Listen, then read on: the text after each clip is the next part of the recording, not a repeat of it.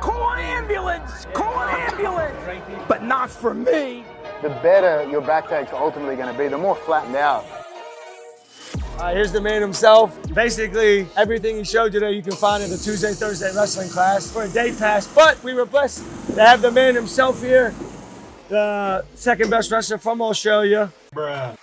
So at any point, they're always fighting the choice between accepting bottom and being arm triangle, or basically getting their back taken and being choked, right? I think the longer it takes them to make a decision where they accept one or the other, the better your back take's ultimately going to be, the more flattened out they're going to be.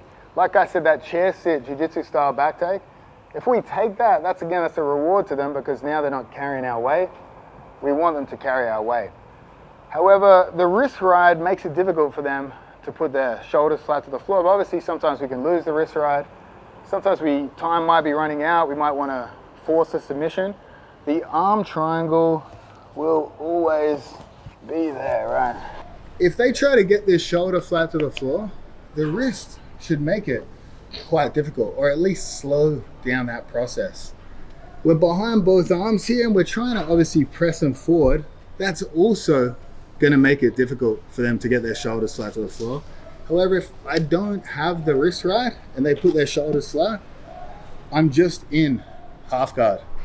I'm basically just in half guard, right? That's what separates the position from us basically having their back to a half guard. So if we do feel pressure of them constantly trying to force weight back, again, they're trying to move in two directions, right? They're trying to turtle. This is what's making them turtling difficult. It makes it difficult for them to build height off the turtle. Them trying to get their back flat to the floor, this control is what's making that difficult, right? So obviously if you sense them, especially a jiu-jitsu guy, might be insisting, because it's the typical response, they feel comfortable with their back on the floor, that's the direction they want to go. Obviously that's opening up the arm triangle threat as they come back in this direction, right? So we're not forcing the arm triangle, I'm reacting to what they're giving me. We're controlling their movement in both directions. Wrist ride slows their ability to get their back flat. If we control this hip, it makes it difficult for them to turtle. But let's say we want to force the action, we want to secure a submission. Obviously that's the goal here. And as I'm driving forward, I'm feeling them drive back into me here. If my right hand's floating in this space, he might not be thinking arm triangle, right? If my hand is around here like a claw, obviously he's gonna sense an arm triangle threat. However, it depends how stupid the guy you're training with is to how easy he determines obviously what you're trying to do to him here. The longer I take to set this grip up, oh, we're gonna go deep, we're gonna set it. It would be a dream to hope that now when I let go of the wrist ride, they still allow themselves to go back here. So you see sort of the trade-off in the game here is the more you hide the arm triangle threat, the harder it's gonna be to finish with perfect grips, but they're still giving you a perfect bait. So you really want to be sensing them in this direction. Look at, I'm very close to the claw here, right? We're flaring. I'm very close to the claw. However, if I take it too early, again, they're probably gonna try to stay on their side. And when they're on their side, it's quite difficult to finish an arm triangle. So for the sake of the game we're playing here, obviously they know what we're trying to do. I want you guys to be sitting in this position here. I want the guy on bottom to be trying to place this shoulder flat to the floor. So their weight distribution is always doing this. Maybe they, for the sake of it, they sense we're trying to take the back, which obviously we are. They're trying to get their back flat to the floor. Now the ground's in the way, we can't take the back. But they're giving us a perfect arm triangle set up here. So as they start to turn back to the ground, I let go of the wrist ride. You're trying to get your back flat. We're going the other way. We're gonna sink as deep as possible here, right? So I want you to throw this arm deep, capture it. We want to drive weight forward. I want to be turning the corner here, right? That's the direction I want to be going here. We can post our foot on the ground and I bring my ear towards their ear. I'm applying a circling pressure here. And I bring my head around, because if I'm low here, they can answer the phone, or yeah, they can activate their lat here. It's easier for them to drive pressure this way. That's how they're gonna open up their neck. So the more we circle ear to ear, the more it's gonna drag their arm into position here, huh? So we throw it deep. I drive ear to ear. We're in a pretty good position to make them carry our weight here. So my right arm's as deep as possible. We can push on the back of the head here and punch our arm deeper and deeper. When it's time for us to commit to the arm triangle, we keep our pressure forward. I go palm to palm. The arm that's primarily the choking arm is gonna go palm down. I keep my weight forward and I drop my outside hip to the floor. Don't step off, don't even take your foot out of the half guard here. Just drop your hip and you achieve the exact same thing. So again, we've thrown it deep, ear to ear. We can push on the back of their head, pump our arm a bit. Once that's secure, keep the tripod pressure. Aim to get their shoulder to the ground. Place your elbow on the ground. We can build height. And now I just drop my left hip as I circle my chin towards their nose, and it should basically be no squeeze at all. The arm that's the choking arm goes palm down because it's going to take up more space. Palm up, we have space here, right? So throw it as deep as possible. So let's go back to the start. They're in the elbow. They're always driving. They're trying to get their back foot. We take it elbow to elbow. If we need a pumper, get that deeper, but keep the tripod pressure. And I circle my chin towards the head, and it should be a very gradual squeeze. Try to do it without squeezing at all. Try to do it with just body position. Do you guys have any questions for that?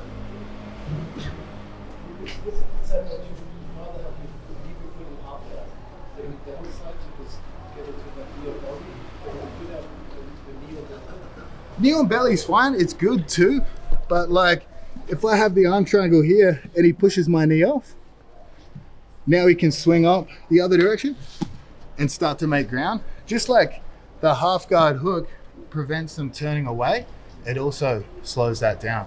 So I think it's honestly easier to tripod here as well. You'll get a bit more hip height and circle, and it guarantees it's so hard. Say we have, I'll just put it on weekly. If they try to relieve this leg here, it's very difficult to clear that. However, if it's the knee, he might hit it first and then begin to turn. It should be so deep. I'll go the Magnum. It should be so deep that it's coming on very, very quick. Does the angle of the non-choking arm matter? No, that's just stability, and it's my head circling that does the rest. It's sort of my neck and shoulder that takes care of this side. That's more for just wide stability. As I turn this corner, you're taking away that space. Okay, if you're squeezing really hard, you're doing it fucking wrong, so relax. Try it again, but it should just be tripod, ear to ear, tight pressure, and we should get it done. All right, 3, 2, 1. If I still feel like I feel like if I get it here, one pump, I feel like I'm gonna get this. Look how exaggerated it is, right? Yeah. I'm not even squeezing there. You're just body weight, yeah. But if I drop here and squeeze, I'll get it. But look how long it takes, right? Yeah. I actually want to fall into it. Yeah. And it should come on before you hit the ground. Yeah, no, great detail. I'm Max Lally, I'm from Ireland, and I'm here at Bangtao doing the Craig Jones seminar, day 2. So we're going over some pinning positions and some head and arms. Really enjoying the details that are getting shown, and happy to be out here. I think it's going to improve my top game for MMA especially. On the top pressure, some of the pressure details he's going through are really good, and I think they'll definitely benefit me badly in the game, you know.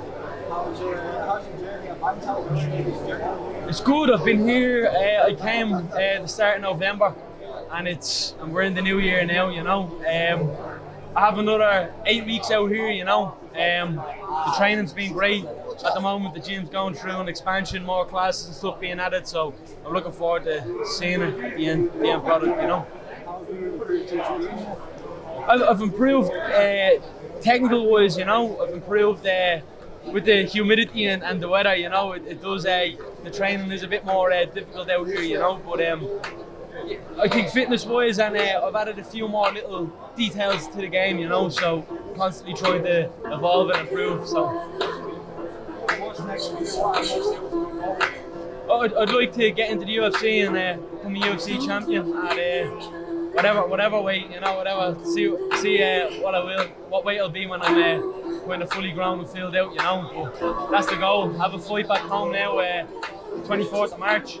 So currently prepping in fight camp for that, you know. We hit the chair sit movement, they're no longer carrying our weight, right? So if we're going to force that to happen, I'm gonna look to already be fishing for the neck when we start to pull them on top of us. Because seatbelt, harness, whatever, gift wrap. Now we get the back, we get the hooks, but now we have a battle for the choke. And oftentimes if they escape that position, they might end up on top. So I would only chair sit 4 points. I would only go to side control 4 points to pass the guard. That's really the only reason you do that. That's why we do that. So I would say pinning them on top, threatening the arm triangle, or threatening to flatten them out from these positions is going to be a much more effective game long term. Again, obviously for jiu-jitsu tournaments, you're not going to get as many points for that, but you're going to have a much better control. Arm triangle, threaten the back, that dilemma should be the main game from this position. You should be able to keep them there as long as you want. And again, you can chair sit any time. So why not fatigue them a little bit before you commit to that position?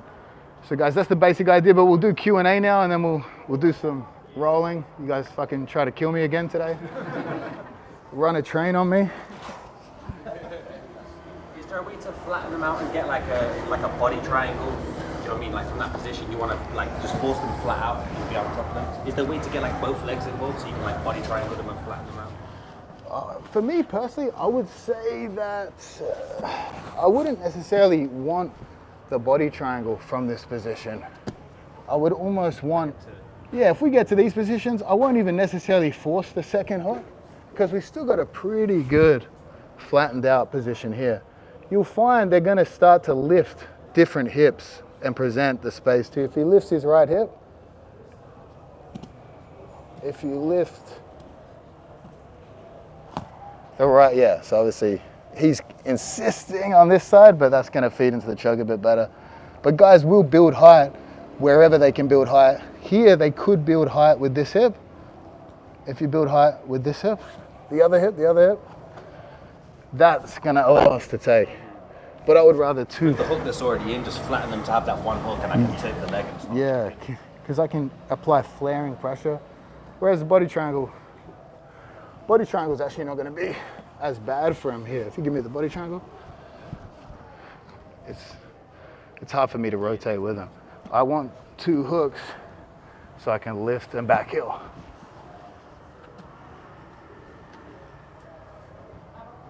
What is a good defense for the bottom guy now that we all know the offense? Now I can turn this way, I can turn this way. Yeah, that's the next seminar, right? No, I mean, you got to prevent diagonal control. You're allowing a wrist ride and the hip. You got to do everything you can to clear one of those grips. But no clear defense from there.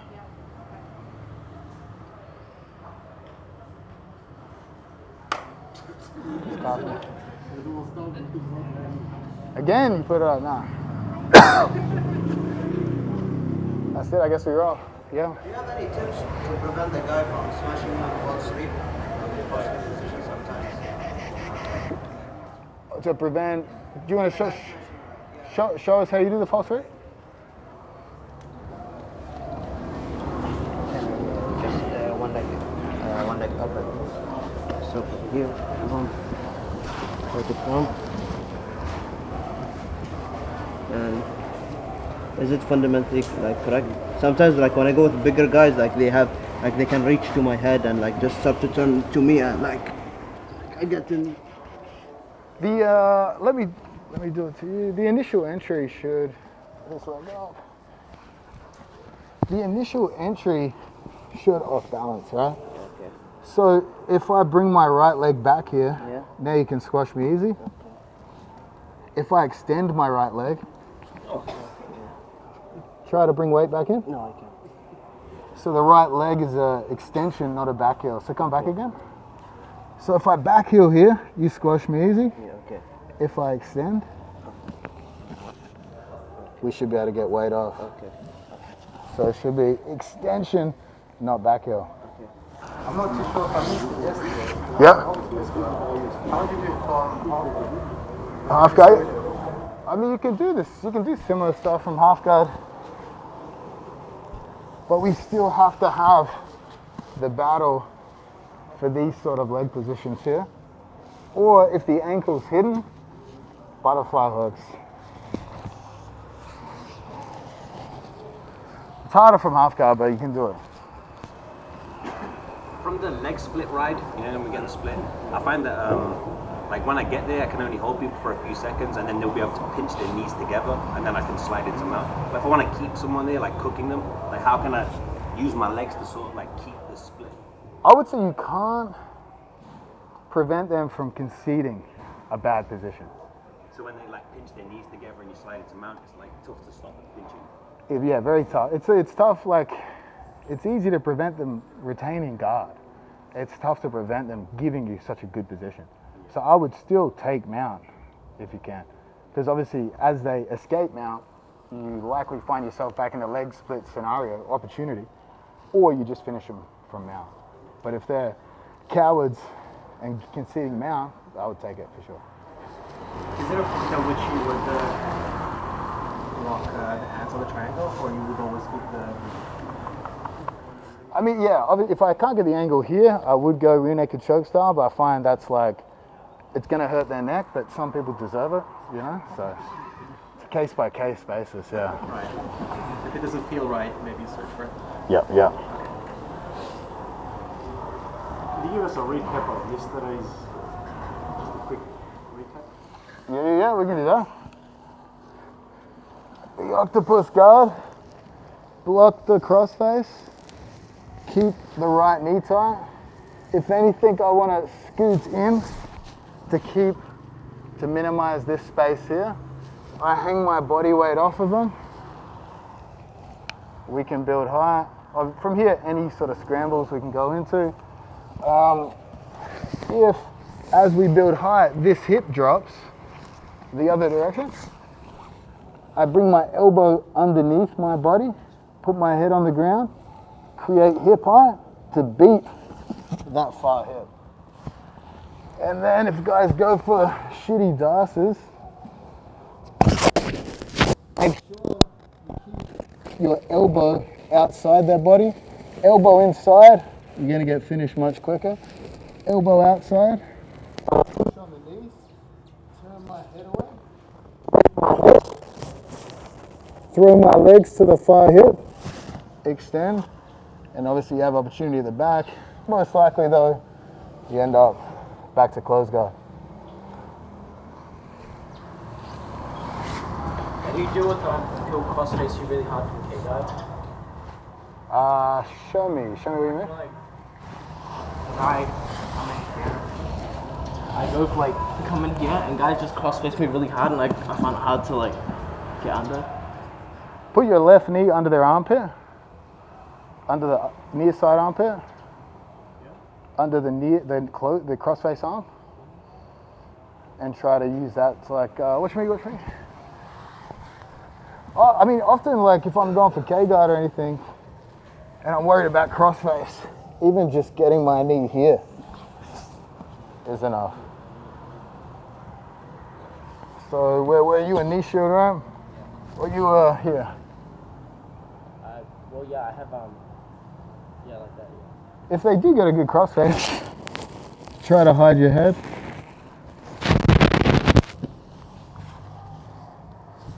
And keep that pressure, yeah. I mean, even it looks fucking ridiculous, but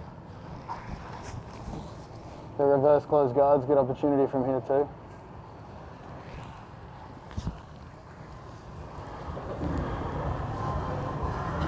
What's your favorite ride in terms of just cooking? Like if you just wanted to be a dick to your friend or someone new who's just got a face you want to punch, and you're like, I'm going to spend like the whole round just riding this dude in this one position. I mean, everyone has different taste, you know? Like, it's going to be... I think it's like objectively like the worst for like carrying your weight. If you have to leverage being a fat fucker and you want to just cook someone. I mean, that's difficult, right? Because you don't want to put them somewhere so uncomfortable they feel it's okay to tap. So you want to know the point at which they will tap and hold them as close to that as possible to make them suffer as long as possible, you know? I feel like it's really different for everyone, but flattening someone out from back is definitely going to be the best. You smothering people is going to be horrible too. Again, it's unique for everyone, you know? You see that last choke come off? The last choke.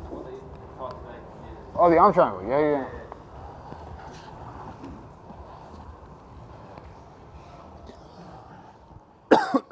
So anytime we're attempting to flatten someone out and they're trying to get their back flat to the floor, we have an opportunity for an arm triangle here. So I try to go my right arm as deep as I can, ear to ear. I can push their head to pump my arm in deeper. Again, keep ear to ear pressure. If there's space there, they can slide their arm up. If we keep that pressure tight, that's good. I look up the gable, palm to palm here. I drag their shoulder flat to the ground. I start to sprawl my left hip, bring my chest forward, and you see the tap comes pretty quick. I'll do it loose so you can see the full movement, right? Hip, chin comes high. That's going to be basically the angle we take. Alright, that's it. Sick. Alright guys, we'll do a photo and then we'll do some rounds. So today we covered some more of the techniques Frank Hickman has stolen from me. I saw he was teaching these techniques out here, doing an absolutely awful theft representation of my moves.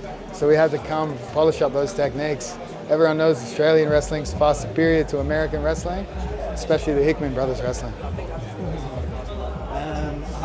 What's your summary of the seminar here, and what do you think of the overall facilities at Bangtao? Would you recommend Bangtao if people? Bangtao is awesome. I'm actually surprised the place runs so smoothly and everything is so nice, considering the Hickman brothers are involved.